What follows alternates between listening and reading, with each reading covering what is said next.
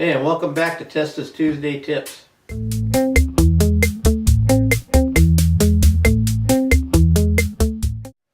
Today me and Matt are mounting a sable antelope pedestal.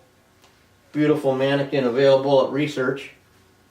Except for when I looked in their book, they didn't have a sable pedestal. But yet, here it is. This is what I did, and this is why I'm making this tip. A lot of times you look in the book and they don't have something that you need, and that doesn't mean you're out of business with them.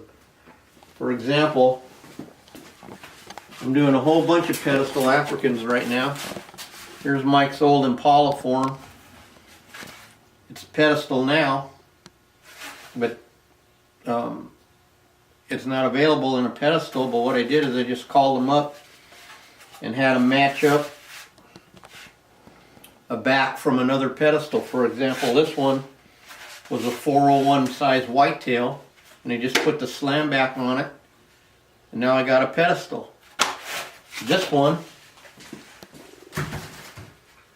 we took the new LEG 520 elk pedestal, matched it up to the sable, and it came out perfect. Now I did have to do a little work because I did have to foam a little bit on the leg there to blend it in, but that's about all I had to do.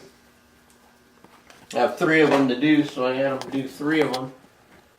And a lot of my pedestals that I get, I just have them find something that matches.